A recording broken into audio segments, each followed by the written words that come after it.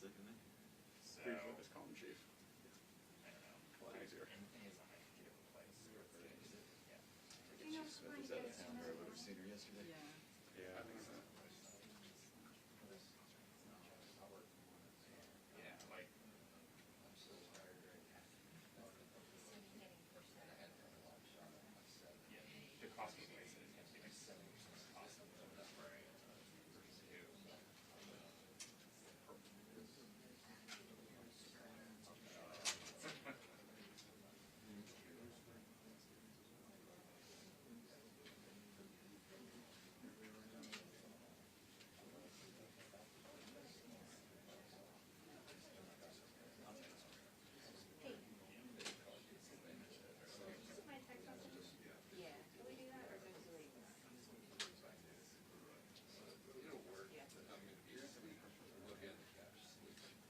Depends on what they say. Yeah, I mean, all the details and everything will come from the feds. Yes, all of Whatever those, yes. the latest info is. Thank you. It's sort of reported news, so. She's not doing the turkey trot or whatever that is this year. That's usually. No, unfortunately, She's done that in the past, though, right? yeah. That's the guy who says he shot her in it before, so. Yeah, and like the remember she saw the yeah, it's right there. That's what my so trash and like if you're seeing it here. Check, test, 3, 2, 1, 1, 2, 3, check, test, test.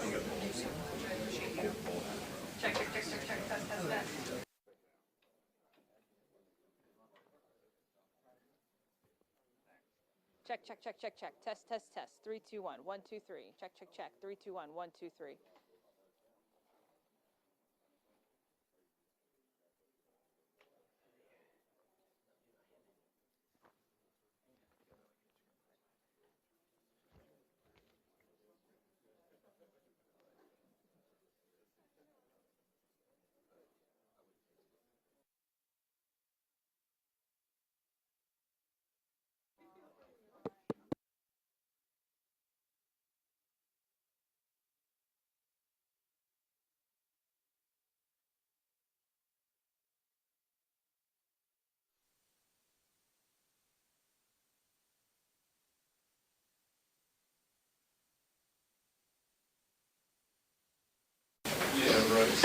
No, did you go? You mean she probably did. That's cool.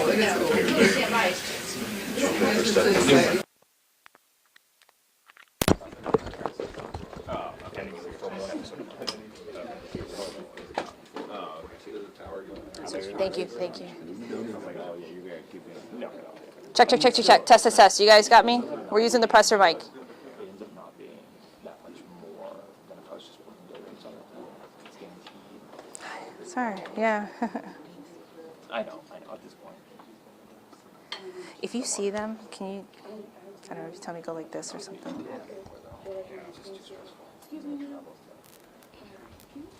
Oh, upstairs. What do you need? Take her upstairs. Oh, I'm going.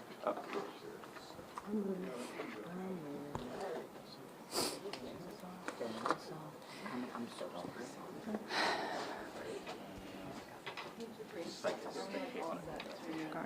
There's always something. Makes sense.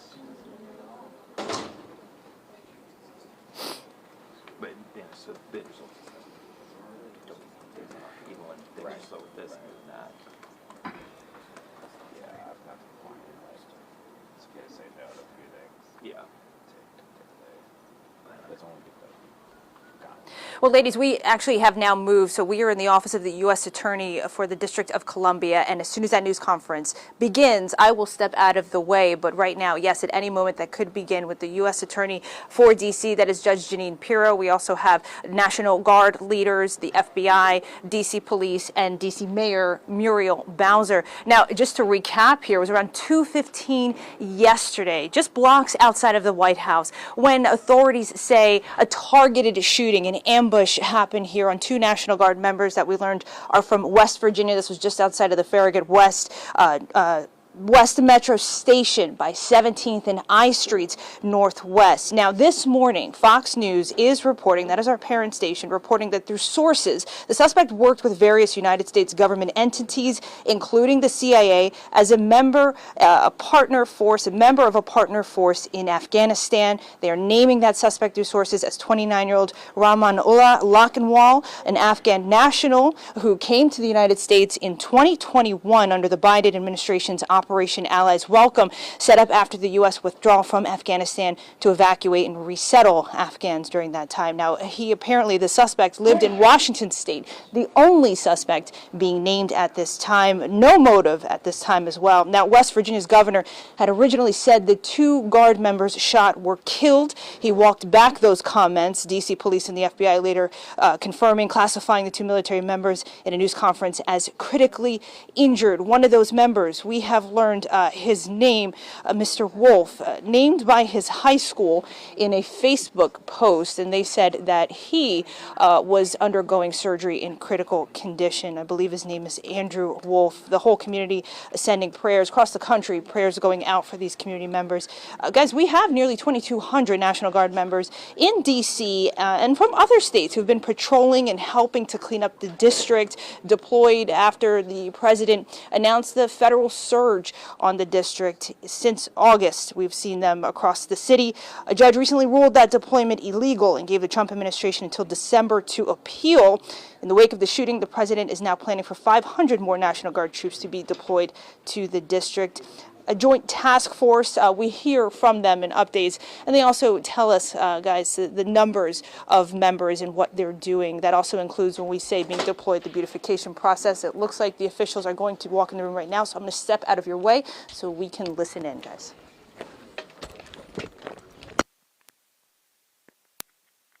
Okay, your share. You did a great job. I think it was just about the photographer. That was your guy, right? Yeah.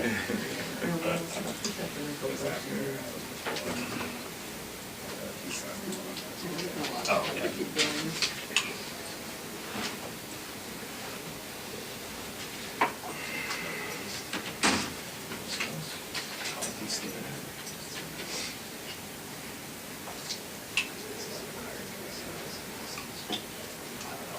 Maybe.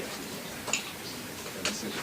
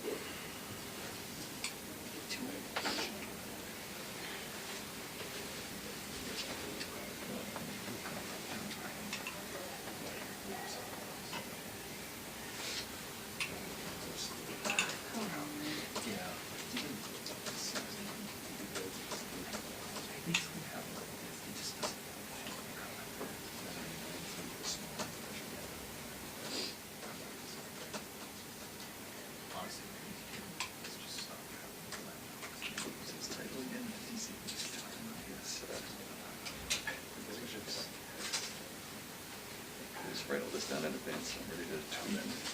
Executive assistant. Yeah. John Carroll. And I did too. My line is so bad. Wait, just assistant chief. Is that a? That's probably like some totally different thing. Chief. I don't know. Jeff is JEFF, right? Yep. Carroll is CA. 2 R's. 2 L's. Yeah, good. It's always different. Kash, Patel's going to be there. Measure high John, so again, if it's just a big office. Everybody yesterday. So, you don't want to be. Work out, without a way.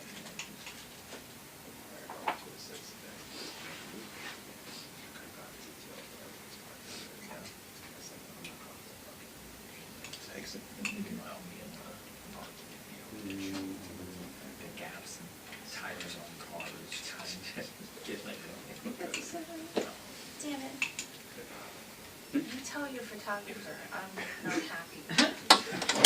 I probably won't. It's Mac. No, no, not yet, not yet.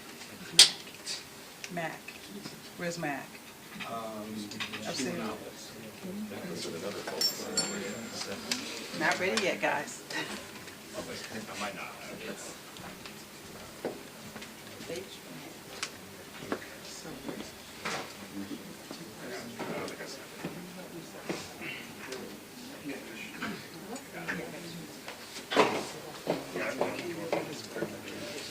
I gotta go back upstairs. I know. Can we put the design on the podium?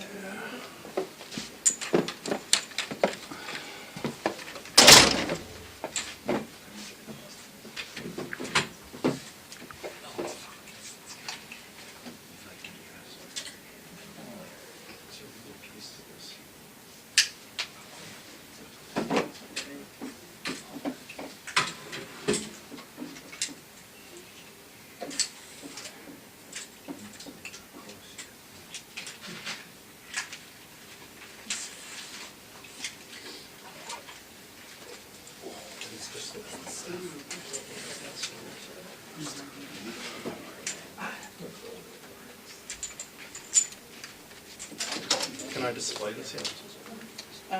Hold on for 1 second. Turn it face. Hold on. Take it out. So I have an emergency card in the car. Pull it out. Look at it. Let's do it. I basically come out anyway. Who is it? Or this? That would be great. I would have to. Let's do that. Shut up. So sorry.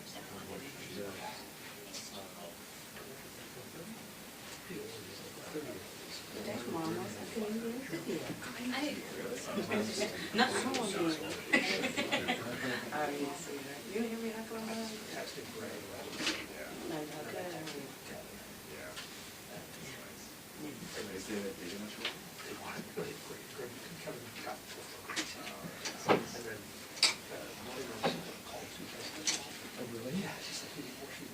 Oh, yeah. I told her it would be helpful to have a second. I think it's one great one. Yeah. Because you were already on the scene. What? You were already there. I was kind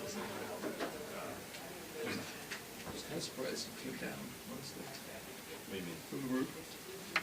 Oh, I felt like I had enough. Yeah.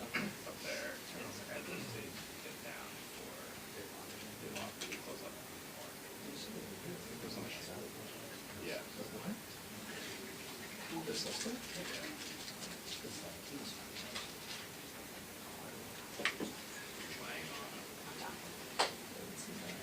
You've been shot at that one.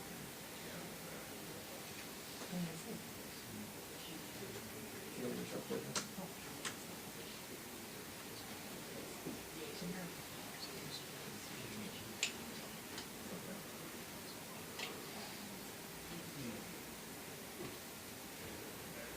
Man, I'm sure that's going to go to the real science. Without all the commercial BS comes there. Oh my god. Maybe those ad dollars. Did you grow up easily? Okay. That much time sure when it's a kid. I see. I just completed 6 years here, and so that's the longest I've been anywhere in my life. You've been here a while. No. Because I'm born in Florida, raised in South Texas, and then I went to high school in Tennessee. So that kind of moved. It was like, no, they're teachers. So they were just like for immigrants, and they didn't necessarily have a big support system. So I feel like we kept like moving jobs. My dad was a professor. But then once we got to Nashville, he worked at Tennessee State, and then eventually. Because my mom was like, she actually was she wasn't my Spanish teacher, but she was at my high school, which was nice. It was cute. Yeah. Because we would, but then still I would, like, we would go to school separate. Because either she would go earlier, I would go later, but it was funny to see her. now they're translators for the school district. So they actually stayed put there. I did not want to go to UT because I associated UT with UT Texas, and so it's like UT of all. I went to Florida. Big Gator. Yeah. No, I still not yet. I was there when teaching. So I got the exciting times, and since then it's just the best. Were you there for a national title? No, so I was. Forget to say they won. Yeah, they did, but I was there the year after. I thought it would be the coolest thing in the world to go to a school ball. They won the national title. I was there when they almost took it for granted, because that season they win every game, but then they lose in SEC champs. And it's like we weren't expecting them to, because I saw the documentary later, and I'm like, oh yeah, it's like, I don't remember that they were undefeated all season, because we were just like, we expect this. Did that keep me from the title game that year? That was back when there was BCS, right? Yeah, so they Only the top two. so then they couldn't go because they lost to Alabama.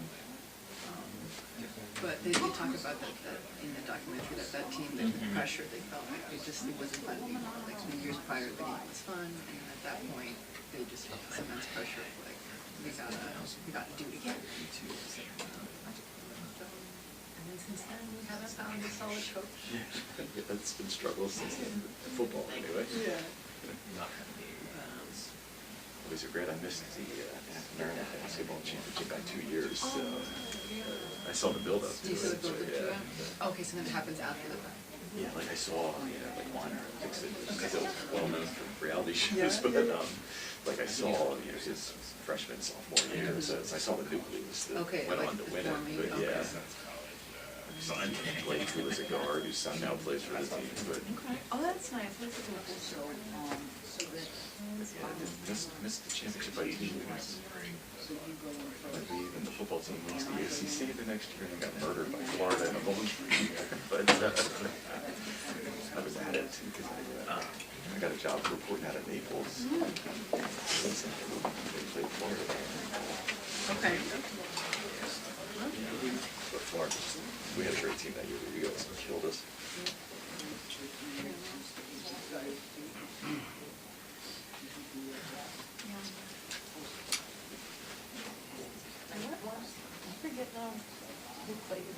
We played against, it was like the New Year's Day Bowl in New Orleans. Sugar Bowl? Sugar Bowl, yeah. I remember it. All right, But we learned too much. We have another one. We both teams was in a bowl, huh?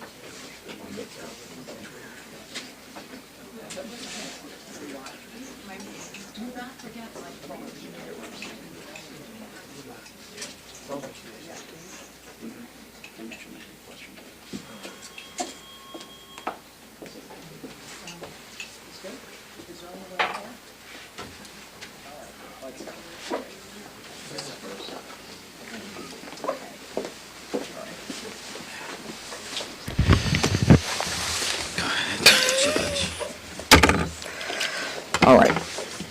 Come on, Mayor. Okay. Next to me, Mayor. All right, Alicia, you know where to go. Where's Blanchard?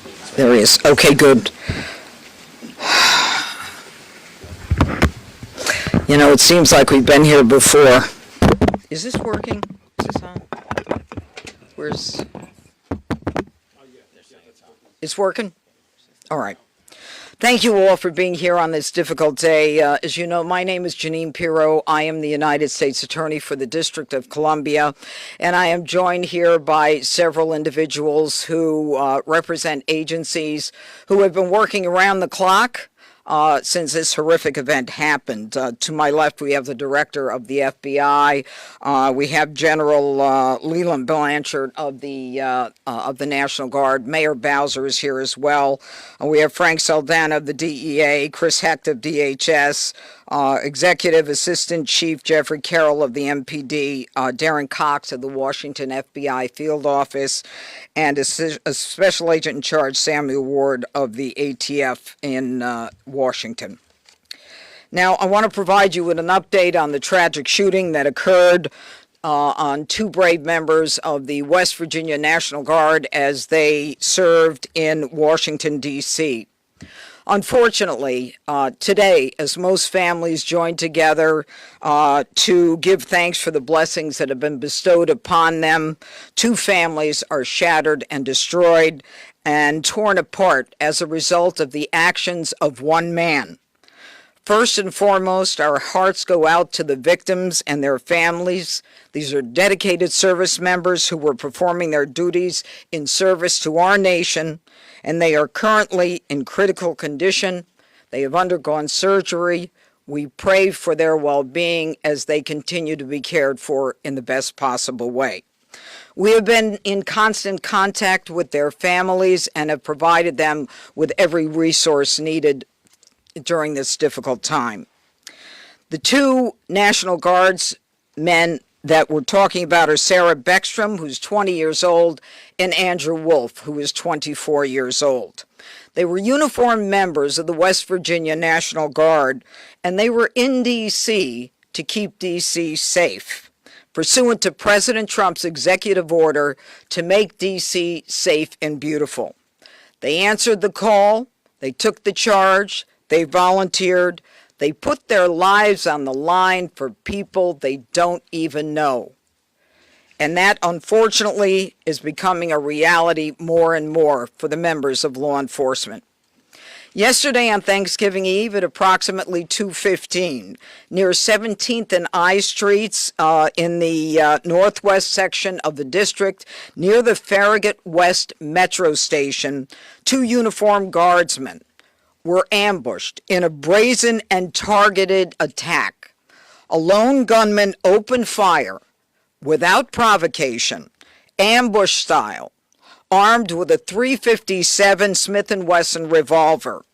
One guardsman is struck, goes down, and then the shooter leans over and strikes the guardsman again. Another guardsman is struck several times. Fellow guardsmen who were there responded immediately, engaging the suspect, neutralizing the threat, and subduing him at the scene. He was transported to a local hospital where he remains, as we speak, under heavy guard. Thanks to the swift and coordinated response of the National Guard and the Metropolitan Police Department, no additional victims were harmed, and the scene was secured within minutes. The suspect, he has been identified as Ramanullah Lakhanwal, a 29-year-old Afghan who entered the United States under Biden's Operation Allies Welcome, a program following the disastrous withdrawal from Afghanistan. He resided in Bellingham, Washington, with his wife and, we believe, 5 children. And we're working very closely with our federal partners, especially DHS and the FBI, to review his immigration history and the vetting process itself.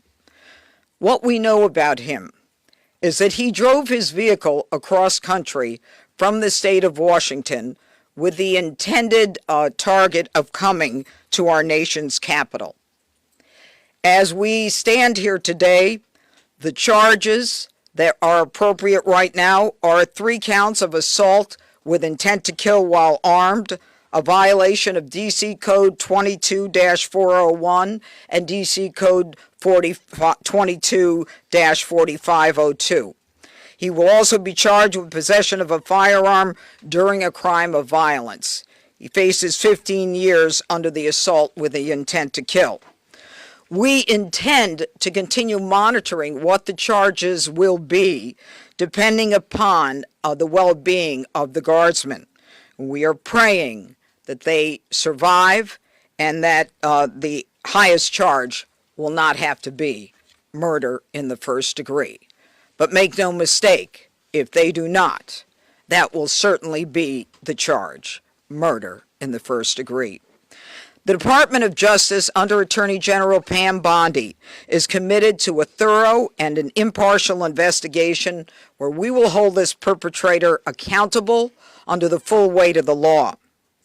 Now, Sarah and Andrew volunteered. They came here to protect the people of the district pursuant to a crime emergency that President Trump rightly declared in this city and in other cities across the country.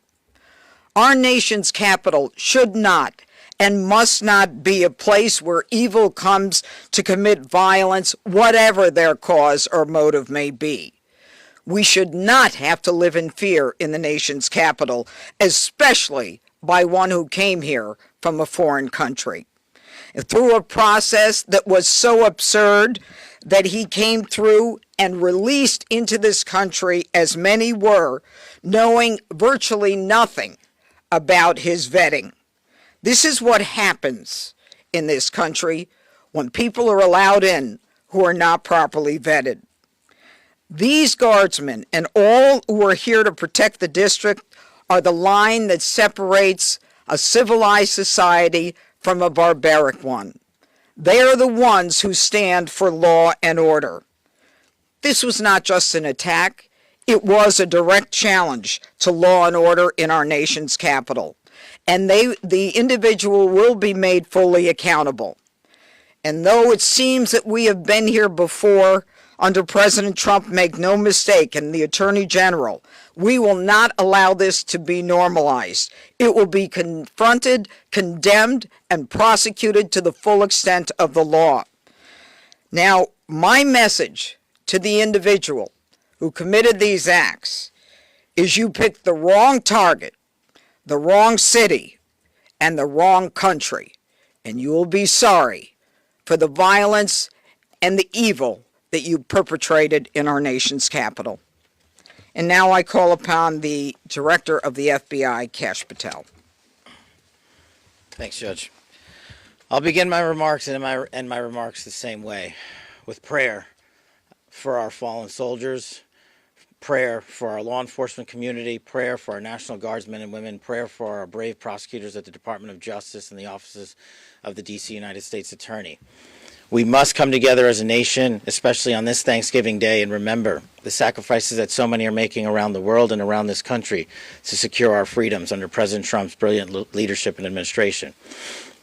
I'll provide an update on the case as follows. It is an ongoing investigation of terrorism. Make no mistake about it. The FBI is leading out on this federal assault on a federal law enforcement officer investigation on many fronts. We immediately, with our law enforcement partners in the Metropolitan Police Department and the interagency, secured the scene, seized the weapon, sent in our evidence response team immediately to collect evidence, and started doing block-by-block canvasses. We are looking for and interviewing witnesses. The firearm and other materials have been sent to our Quantico laboratory already yesterday for immediate analysis. That work is ongoing. Partnering with the D.C. United States Attorney's Office, we have also executed multiple search warrants around the country to include the subject's last known residence, which is in the state of Washington. The search warrant was executed on that house last night or early this morning, and it is an ongoing process. All the individuals found in the house have been interviewed, and some interviews remain ongoing. We will not stop until we interview anyone and everyone associated with the subject, the house, and every piece of his life. There's also subject interviews, relations conducted in San Diego, pursuant to our ongoing investigation. So, as the judge noted, this is a coast-to-coast investigation being led right here in Washington, D.C., and this subject definitely did pick the wrong country. And we will rise together as a nation to show the world what we do here. And we are thankful that we have the Attorney General's brave leadership and President Trump's brave leadership and priorities to safeguard our communities. I also spoke to Director of the CIA, John Ratcliffe, last night, and Secretary of War, Pete Hegseth. There is confirmation now that the subject had a relationship in Afghanistan with partner forces. We are fully investigating that aspect of his background as well, to include any known associates that are either overseas or here in the United States of America. That is what a broad-based international terrorism investigation looks like. We will provide continuous details to the American public while at the same time not jeopardizing the ongoing prosecution to ultimately hold this perpetrator accountable in our courts of law. We will provide as much transparency as possible, but as you can see, the breadth and scope of this investigation will continue. We will continue to hit the streets and hit every town and every house and talk to every witness. The men and women of the FBI and the Metropolitan Police Department and the interagency, to include the Department of Homeland Security, DEA, and ATF, are working tirelessly on this Thanksgiving Day. And I know just by talking to the leaders behind me that instead of going on and being with their families, everyone rogered up and showed up to work today. And none of them want to go home. That's the resolve that we have together as a team to bring to you justice for this heinous act of terrorism here in our nation's capital. And as the judge said, we will ensure that our law enforcement partners are out there in full force to make sure the world can enjoy our nation's capital. We will not let this heinous act of violence prevent people from visiting our beautiful nation's capital. And we will also continue to highlight any evidence that we can publicly. And as the judge said, this individual is in this country for one reason and one reason alone, because of the disastrous withdrawal from the Biden administration and the failure to vet anyway, in any way, shape, or form, this individual and countless others, and this administration has taken the rightful step to stop any further allowance of people with this similar background into the country, and we're thankful for that. And as I said, this investigation remains ongoing, and I think I'll turn it over to General Blanchard of the National Guard now. Thank you. Thank you, Director.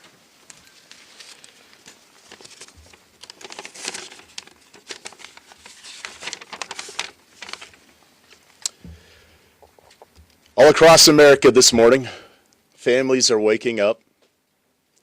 They'll spend the day with their children, their brothers, sisters, husbands, wives, friends from across the community. There will be the smell of turkey, all the fixings. They'll watch parades, football games. They'll pray together. They'll talk about what they're grateful for. This morning, there are two families that will not have that opportunity.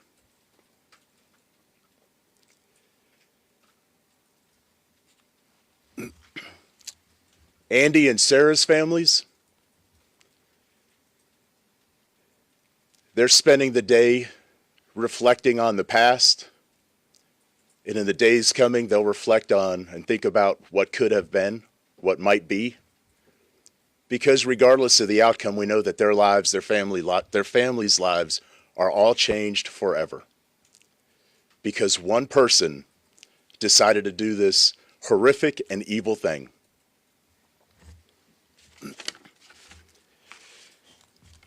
And all across America, we are also reminded that there are many law enforcement agents, first responders, soldiers, service members all around the world who at best will come home, eat some cold turkey, open up Tupperware, eat what's left over, because they spent the day defending the American ideals, getting out there and getting after it on every American citizen's behalf.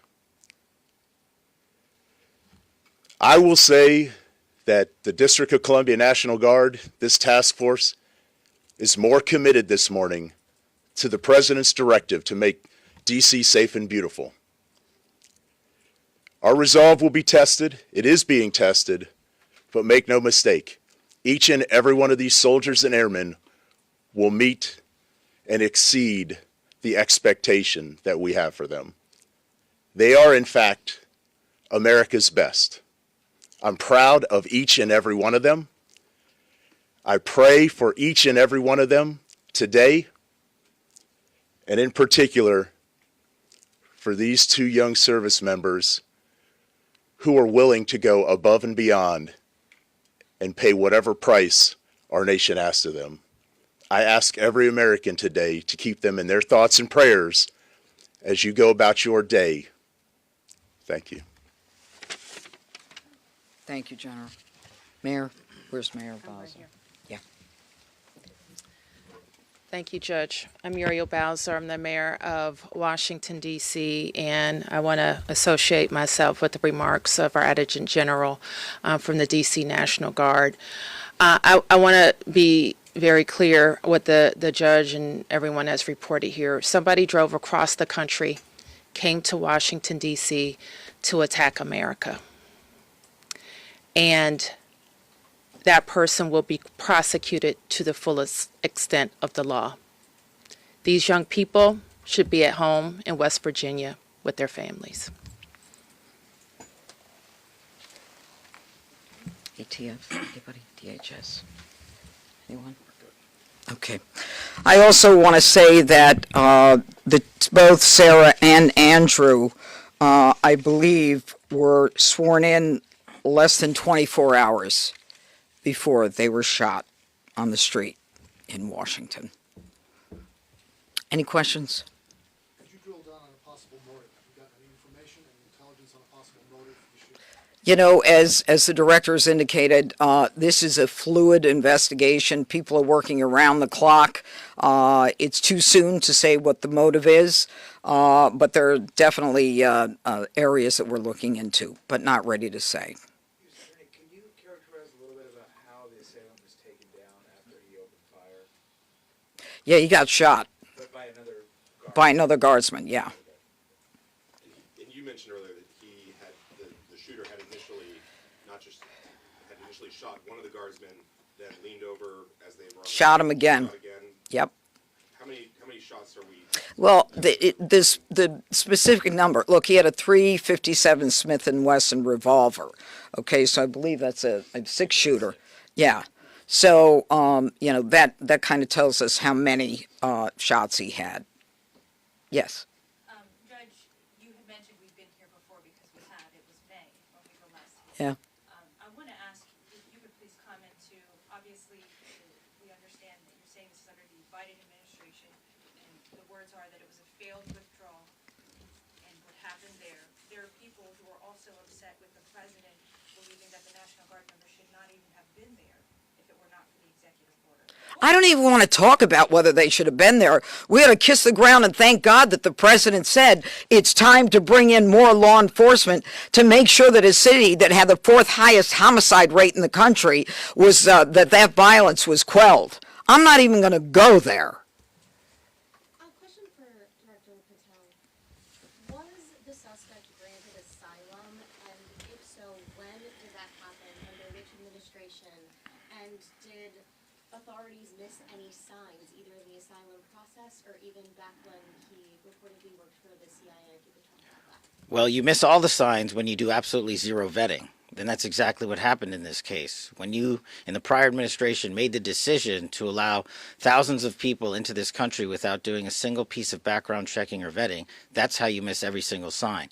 And Secretary Kristi Noem has put out details specifically related to your other questions, so I'll let that speak for themselves. Specificity of when he was granted, if or when he was granted asylum, if you could just clarify that timeline and.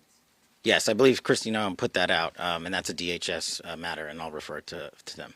Could you elaborate on the investigative steps that were taken Sure. in San Diego? You mentioned Bellingham, Washington. Sure. But could you explain the San Diego connection? So what happened was, thanks to the quick investigation by the interagency and the FBI, we were able to track down his last known residence, working with the United States Attorney's offices here and at the Department of Justice and prosecutors across the country. We were able to serve search warrants literally overnight and through the night. All night. And we were able to hit the house in Washington State. During that process, we seized numerous electronic devices to include cell phones, laptops, iPads, and other material that is being analyzed as we speak. Pursuant to that investigation and any known associates of the subject and of that house is how we ended up in San Diego, where interviews were conducted and are going to be continued to be conducted. And we will go anywhere in the country or the world where the evidence leads us. Are there accomplices, relationships in San Diego you can talk about? All of that is an ongoing investigation.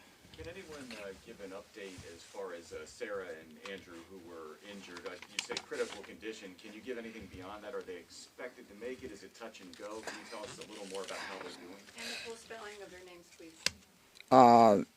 It is Sarah Beckstrom, Beckstrom, and Andrew Wolfe with an E, Wolfe. Okay, and Sarah Beckstrom. How do you spell Sarah? Oh, S with an H. Okay.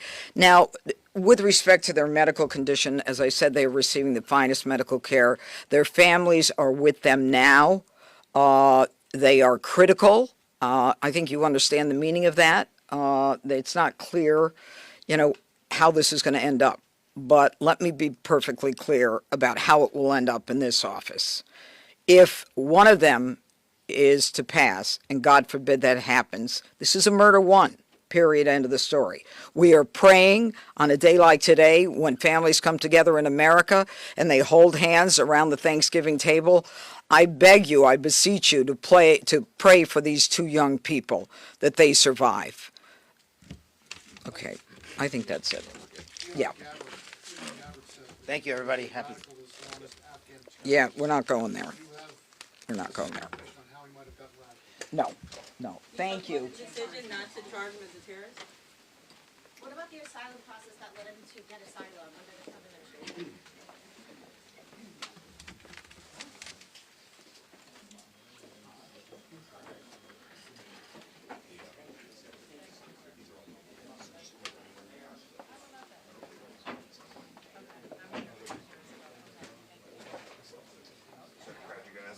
Oh, no problem.